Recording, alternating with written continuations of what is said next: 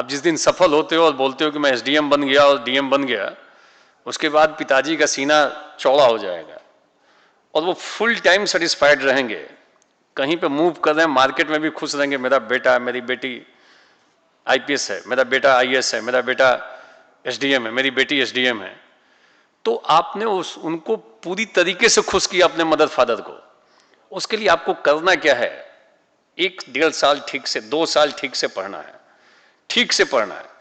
तो कुछ अगर इच्छाओं को अगर आप उसमें तिलांजलि देते हो, आहुति देते हो, तो ये कोई बड़ी बात नहीं है, ये संभव है। ऐसा करके देखोगे, जो आपके आसपास के विरोधी हैं वो भी आपके हितैषी हो जाएंगे, वो भी आके सबसे पहले मिठाई खिलाएंगे। मैं जानता हूं कि ये बेटी आपकी जाएगी तो जरूर एसडीएम बन के आएगा। अभी तो नाराज होगा, अभी तो उल्टा बोल रहा होगा, आप घर से बाहर निकले होंगे तो इसको भेज दिया, ये पढ़ेगा थोड़ा ही, ये जाके वहां पे कुछ और करेगा। सब आपके हाथ में है। और देखो, किसी का पूर्व निर्धारित भाग्य नहीं होता है कि सारी चीजें फिक्स है। मेहनत करोगे तो भाग्य साथ देता है, दृढ़ संकल्प हो, मेहनत हो, आपकी अच्छी रणनीति हो और सटीक मार्गदर्शन हो, तो आप शुरुआती दौर में आईएएस बन सकते हो।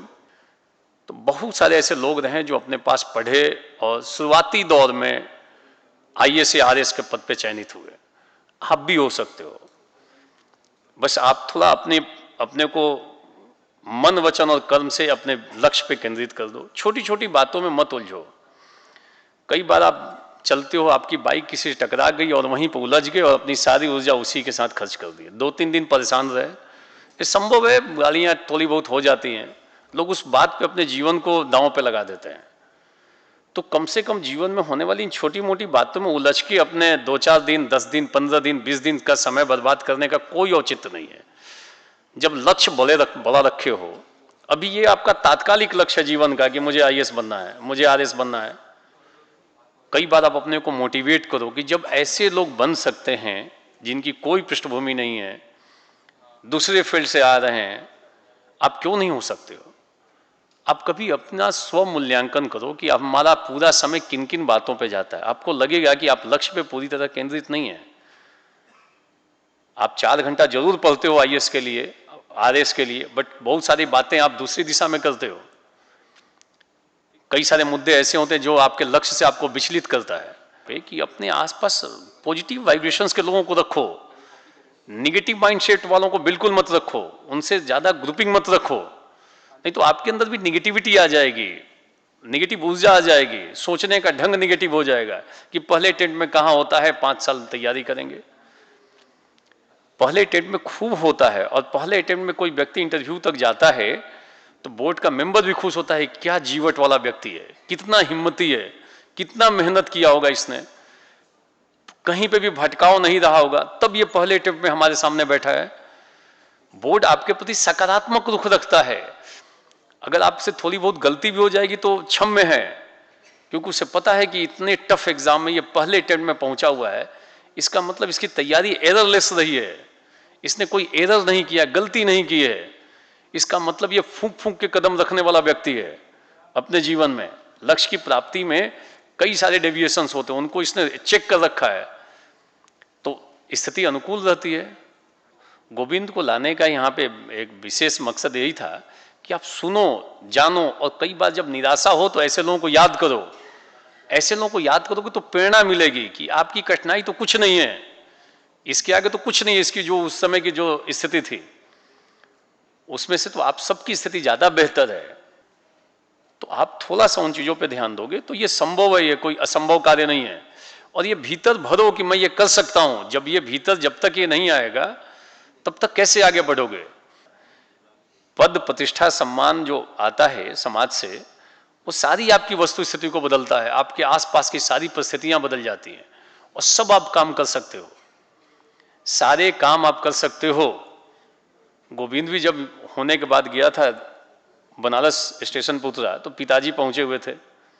अब इमेजिन करो कि वो काम तो आप भी कर सकते हो, कि आप बन के जाओ और आपके पिताजी घर पे वेट कर रहे हो कि बेटी हमारी बन के आ गई एसडीएम बन के, और आप उनका पांव छू रहे हो और आपको गले लगा रहे हो। केवल इमेजिन करो 1 मिनट, तो बेचैन हो जाओगे, मन करेगा कि नहीं आज से ही पढ़ना शुरू कर देते हैं।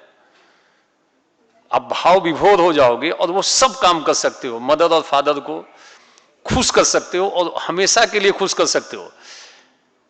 ग्रंथों में कहा गया कि पुत्र रत्न की प्राप्ति होती है, अब संतान की प्राप्ति होती है तो पितृऋण से मुक्त होते हैं। मुक्ति का कि ये भी तरीका है, सीधे आईएएस या एसडीएम बन जाओ। पिताजी को अपने परमानेंट या मदर को अपने परमानेंट सुख दे दिया, और जहां निकलेंगे वहां पे 10 लोग बोलेंगे अरे इनकी बेटी तो आईएएस है, इनकी बेटी तो एसडीएम है, इनका बेटा तो आईपीएस है। और ये सुन सुन के उनको भारी खुशी होती है। अब 2-4 लाख उनको दे दोगे, उनको खुशी नहीं मिलेगी। ये खुशी असीम खुशी है और परमानेंट खुशी है। कल बता रहा था गोविंद के पिताजी अब 80 साल के हो गए हैं और पहले से ज्यादा फिट हो गए हैं।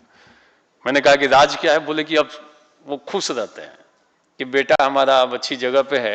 इस बात से उनको खुशी है। जो मन की संतुष्टि है, असीम संतुष्टि है कि मेरा बेटा आईएएस बन गया, तो घूम रहे हैं, संतुष्टि मिल रही है उनको। कहीं बैठ के चाय पी रहे हैं, 4 लोग पूछ रहे हैं कि बेटा कहाँ पे है, इसी बात से वो खुश हैं। आप इमेजिन करो कि आपका 1 साल का मेहनत कितना आपके ऊपर कई ऋणों को चुकता करने का अवसर देता है। तो आप जब आए हो जयपुर में तो अपनी चीजों को फोकस कर दो। 1 साल 2 साल अपने लक्ष्य पे आप केंद्रित रहो, पूरी परिस्थितियां आपके फेवर में आ जाती हैं। और अभी का जो इस साल का एग्जाम है या आईएएस का एग्जाम तो लगातार हो रहा है, मान के चलो कि यही अंतिम एग्जाम है, इस एग्जाम में ही निकल जाना है। अगले साल की तो प्लानिंग दिमाग में मत आने दो। जो लोग बिल्कुल दूसरे फील्ड से आकर अपने सामने बैठे हुए हैं, 29 पोजीशन 29 पोजीशन सुनील, तो ये इंजीनियरिंग फील्ड से थे, छोड़ा इन्होंने उधर फील्ड को, कठिनाई हुई, एक बार प्रयास किया इधर में और सीधे एसडीएम। तो आप तो अभी पढ़ रहे हो, आपका तो कोई ब्रेक नहीं हुआ है। आप बीए पास हुए हो या सेकेंड ईयर 3rd ईयर में हो या पीजी कर रहे हो, तो आप तो अभी पढ़ने के फ्लो में हो, आप पढ़ाई से डिलिंक नहीं हुए हो आप तो आपके लिए तो और आसान है ट्रैक पे आगे बढ़ना। थोड़ा सा कभी बैठ के ऐसी चीजों को सोचो तो सब कुछ आपके हाथ में है। आप अपने जीवन को किस रास्ते पे ले जाना चाहते हो। और ये 2-3 साल ना, ये न्यू है आपके जीवन की, न्यू डाल रहे हो आगे। या तो हमेशा एक दौर ऐसा आ सकता है कि फ्रस्ट्रेशन में जीवन जीना पड़े, हमेशा फ्रस्ट्रेशन और अफसोस कि उस दौर में ठीक से पढ़ लिया रहता। लोकेश ने अच्छी बात बोली, एक बहुत अच्छी बात, कि पढ़ते हो ना तो जीवन में उसका लाभ जरूर मिलेगा। पढ़ाई कभी बेकार जा ही नहीं सकती है, हमेशा आपके साथ रहेगा।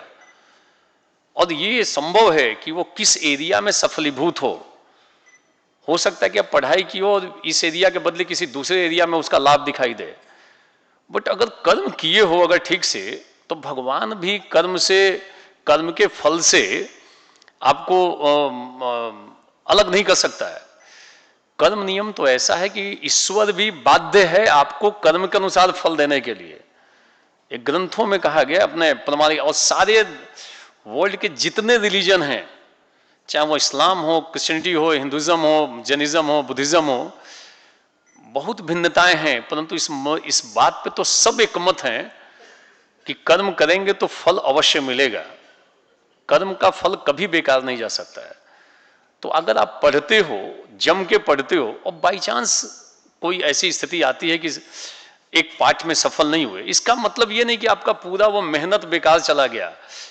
बेकार जा ही नहीं सकता है, उसका फल मिलना तय है। किस रूप में मिलेगा, कब मिलेगा, कैसे मिलेगा, इसका अंतर हो सकता है, बट मिलेगा पक्का। ये तो फल बिलीफ रखो। ये तो रणभूमि में श्री कृष्ण ने भी ये बातें कही, कुरुक्षेत्र के मैदान में भी ये बातें कही भगवान श्री कृष्ण ने कि कर्म करो, और कर्म करो और फल की चिंता मत करो। ये कठिन कार्य है कर्म, जो ये निष्काम कर्म है, परंतु आप सारे लोग करो, ये संभव है। कठिन है, असंभव नहीं है। हम कई बार अपने लक्ष्य के लिए खूब आसक्त हो जाते हैं, दिन भर सोचते रहते हैं एसडीएम, डीएम बनेंगे, डीएम बनेंगे। तो सोचने से तो कुछ होगा नहीं। अगर आपने लक्ष्य निर्धारित कर लिया कि डीएम बनना है या एसडीएम बनना है, तो लक्ष्य निर्धारित कर लियो, तो उसके बाद केवल कर्म पे ध्यान दो, क्योंकि कर्म आपके हाथ में है। आप हमेशा उसी का ख्वाब देखते रहो, बैठ के दिन भर अंक लिखते रहो कि फर्स्ट पेपर में 130 आएगा, सेकंड पेपर में 120 आएगा, इंटरव्यू में इतना नंबर आएगा और मैं IAS बन गया, और आराम से सो जाओ। तो केवल फल को लेकर चिंता करने से वो फल प्राप्त नहीं होता है। कई लोग दिन भर IAS की बात करेंगे, खूब SDM की बात करेंगे, DSP की बात करेंगे, दिन भर बात करेंगे। पूछो कितने घंटे पढ़े हो, तो बात पढ़ाई पे नहीं हो रही है, बट फलाने SDM, उस SP, उनके बाद उनकी बात, तो उनकी बात चाहे जितना कर लो, अंत में आना पड़ेगा कर्म पे। और कर्म कर रहे हो, और मान लो अगर आपको सफलता नहीं मिली बाई चांस, तो आपको अगर विश्वास है कर्म नियम पे, तो मानना पड़ेगा कि आपके कर्म में कुछ ना कुछ खोट रहा है। तो आप अपने कर्मों में क्या कमी रह गई है उसको खोजोगे। नहीं तो कई बार लोग मेहनत करते हैं और सफलता नहीं मिलती है तो निराश होकर दूसरी दिशा में चले जाते हैं, निगेटिव मीन्स अपने जीवन में ला देते हैं। कर्म करो और फल को छोड़ दो सामने वाले के ऊपर। अगर आपने ठीक कर्म कर दिया तो व्यवस्था है ईश्वर के लिए भी फल देना, ये तो ध्यान रखना। कर्म नियम की अवहेलना ईश्वर भी नहीं कर सकते हैं। वो हो सकता है रूप और फॉर्म बदले। तो आपका अभी का जो समय है वो कर्म है, कर्म क्षेत्र में आप उतरे हुए हो, जम के कर्म करो।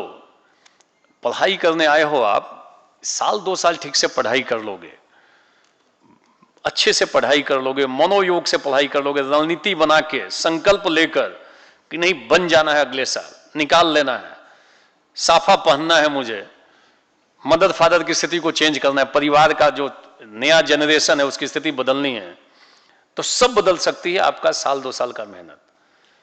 क्योंकि ऐसी स्थिति में आपके सामने बहुत अपॉर्चुनिटी है। आप जो युवावस्था में हो, तमाम अपॉर्चुनिटी है आपके सामने। अन्य चीजें बाधाएं आपको आकर्षित करती हैं, अन्य आकर्षण। इसी में तो संयम की थोड़ी बहुत जरूरत होती है। और साल 2 साल के बाद फिर कौन आपको हाथ लगाता है, आप अपनी दुनिया में एक स्टैब्लिश्ड हो जाते हो। और वही जीवन, वही चीज आपको आगे का 40-50 साल का जो शेष जीवन है उसकी गुणवत्ता को डिसाइड करेगा कि या तो आप फ्रस्ट्रेशन में जीवन व्यतीत करोगे या फिर गुणवत्तापूर्ण जीवन जियोगे, प्रतिष्ठित जीवन जियोगे, सम्मानपूर्ण जीवन जियोगे, गरिमापूर्ण जीवन जियोगे। ये सब आपके अपने हाथ में है, आपके ऊपर डिपेंड करता है। इसमें किसी और के ऊपर लांछन नहीं लगा सकते कि पिताजी ने कॉन्वेंट में नहीं पढ़ाया, मेरा इंग्लिश मीडियम नहीं है तो मेरा ये मीडियम नहीं है। अब पुरानी चीजों को लेकर लकीर का फकीर बनने की जरूरत नहीं है। अगर आप मेहनत कर रहे हो और थोड़ा गाइडेंस ठीक हो तो सफल होना कोई बड़ी बात नहीं है। एक से एक लोग सफल हुए हैं और एक से एक डिपार्टमेंट से गोल्ड मेडलिस्ट और क्रैकर और ब्रेकर फ्लॉप हुए हैं इस एग्जाम में। सिंपल BA पास भी IAS बने हुए हैं और PG गोल्ड मेडलिस्ट डिपार्टमेंट के टॉपर भी फ्लॉप हुए हैं इस एग्जाम में। तो अपने पास्ट को लेकर न तो हतोत्साहित हो जाओ कि हम तो सिंपल BA पास है, हम कहां से होंगे। BA पास भी IAS बने हैं।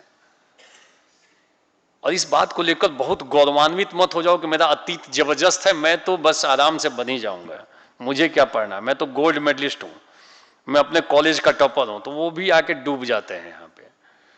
तो दोनों पक्षों को ध्यान रखो। अब कैसे पढ़ोगे इसके ऊपर आपका भविष्य निर्भर करता है। तो थोड़ा अपनी वस्तु स्थिति को, अपनी मन स्थिति को बदलो और अपने को थोड़ा बैठ के कभी कभी अपने से भी बात करो कि क्या ऐसा है क्या कि साल भर ठीक से पढ़ लेंगे तो बन सकते हैं हम SDM। तो भीतर से भी आवाज आएगी, बेटा पढ़ोगे तो बन जाओगे, थोड़ा अलग चीजों से थोड़ा अलग हटना पड़ेगा। तो थोड़ा आप अपनी चीजों पे ध्यान दोगे, वस्तु स्थिति पे ध्यान दोगे तो संभव है। और जो हमने बताया, आप जितने लोग बैठे हो, अगर सबसे किसी से भी थोड़ा एक बार की बैठ के आराम से बात किया जाए, वो अपनी 5 समस्या आप जरूर बताएगा। और सबको लगता है कि मेरी समस्या दुनिया की सबसे बड़ी समस्या है। आप कभी अपनी समस्याओं को अपने से बाहर करके देखो, जोड़ के मत देखो, बाहर कर दो कि ये 4 समस्या मेरे जीवन में, फिर टैकल करो उनको एक एक करके। एसोसिएट हो गए तो हमेशा प्रॉब्लम में रहोगे, ये तो ध्यान रखना। अगर समस्याओं को जोड़ लिया तो यहां पे भी बैठोगे, याद करोगे, प्रॉब्लम क्रिएट करोगे अपने लिए। रूम पे बैठे हो पढ़ाई के लिए, तुरंत समस्या दिमाग में आई, दिक्कत आ गई। समस्या को दूर करके उसको देखो, ये प्रॉब्लम है, इसको सॉल्व करेंगे 3 दिन में। घर पे कोई झंझट हुआ है, 3 दिन से आपकी पढ़ाई यहां पे नहीं हो रही है, ठीक है, घर पे झंझट हुआ है, या तो जाके समाधान करो। सुबह से शाम तक सोच रहे हो, तो सोचने से क्या समाधान होगा। सोचने से तो समाधान होने वाला है नहीं, आगे बढ़ के कर्म करना पड़ेगा। तो कर्म करो, समस्या का समाधान निकलेगा। ये कोई असंभव कार्य नहीं है। और हम सबके जीवन में कुछ ना कुछ ऐसी चीजें, ऐसे पक्ष आते हैं, तो आप उन चीजों को लेकर चलना।